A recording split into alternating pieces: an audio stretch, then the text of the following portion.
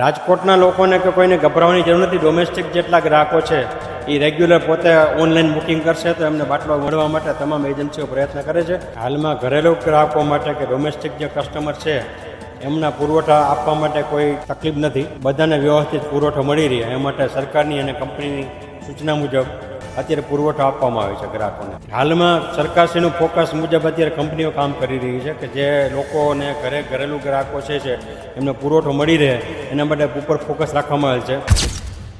Iran અને Israel વચ્ચે ચાલી રહેલા યુદ્ધને લઈને ક્યાંક ગેસની અછત ભારતભરની અંદર સર્જાય છે અને કોમર્શિયલ ગેસો છે તે ઉપલબ્ધ નથી થઈ રહ્યા, જેના કારણે અનેક તકલીફોનો સામનો વેપારીઓએ, ઉદ્યોગપતિઓએ કરવો પડી રહ્યો છે. જે રીતના ઘણા શહેરોના એવા પણ દ્રશ્યો સામે આવ્યા છે કે જ્યાં ગેસના બાટલા લેવા માટે લોકોની લાંબી લાઈનો પણ લાગી હોય છે. પરંતુ હકીકત શું છે આ જાણવા માટે અવર રાજકોટની ટીમ પહોંચી છે ગેસ એજન્સીએ, અને ત્યાં જે ગેસ એજન્સીના ઓનર છે તેમની સાથે વાત કરીશું કે કયા પ્રકારની હાલ માહિતી સામે આવી રહી છે અને કયા પ્રકારનો સ્ટોક તેમની પાસે ઉપલબ્ધ છે અને લોકોને કયા પ્રકારે સપ્લાય કરવામાં આવે છે. સૌપ્રથમ આપનું નામ? અશ્વિનભાઈ મનુભાઈ વિઠલાણી, રાજકોટ. એ રીતના અશ્વિનભાઈ, આપે જે ગેસ એજન્સી ચલાવી રહ્યા છો અને ગેસને લઈને જે અછત સર્જાય છે, તમારી પાસે કેટલો સ્ટોક ઉપલબ્ધ છે અને તમે ગ્રાહકોમાં કઈ રીતના સપ્લાય કરો છો? હાલમાં ઘરેલું ગ્રાહકો માટે કે ડોમેસ્ટિક જે કસ્ટમર છે એમના પુરવઠા આપવા માટે કોઈ તકલીફ નથી. બધાને વ્યવસ્થિત પુરવઠો મળી રહે એ માટે સરકારની અને કંપનીની સૂચના મુજબ અત્યારે પુરવઠો આપવામાં આવે છે ગ્રાહકોને.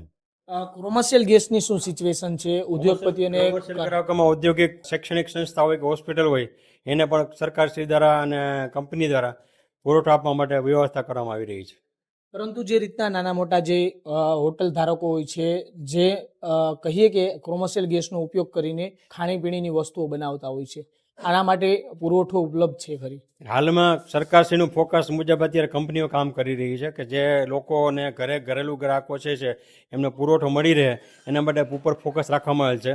અને ખાસ કરીને લોકોએ ગભરાટમાં આવીને વહેલું બુકિંગ કરવાની જરૂર નથી.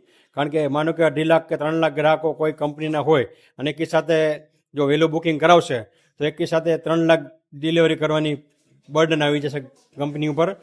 તો સરકારશ્રીને જરા તકલીફ પડે વિતરણ કરવા માટે બધાને.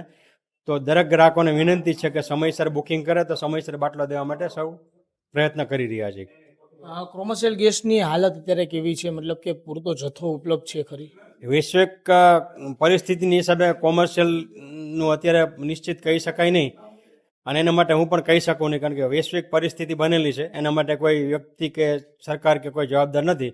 જે પરિસ્થિતિ વહેલી પૂર્વી થાય એના માટે આપણે ઈચ્છીએ કે વહેલામાં વહેલી પરિસ્થિતિ થાળે પડી જશે. જે રીતના જે ઘણા શહેરો છે ત્યાં આગળ ગેસના બાટલાઓ લેવા માટે લોકોની લાઈનો લાગેલી હોય છે, ત્યારે આપ રાજકોટવાસીઓને શું સંદેશો આપશો? કેમ કે લોકોમાં એક અફવા ફેલાયેલી છે કે જલ્દી પૂરું થઈ જશે ગેસ. રાજકોટના લોકોને કે કોઈને ગભરાવાની જરૂર નથી. ડોમેસ્ટિક જેટલા ગ્રાહકો છે એ રેગ્યુલર પોતે ઓનલાઈન બુકિંગ કરશે તો એમને બાટલો મળવા માટે તમામ એજન્સીઓ પ્રયત્ન કરે છે. અને આ માટે કલેક્ટરશ્રી અને અમારી કંપની અને સરકારશ્રી સતત પ્રયત્નશીલ છે અને દરેક ડિસ્ટ્રીબ્યુટર પ્રયત્નશીલ છે આના માટે.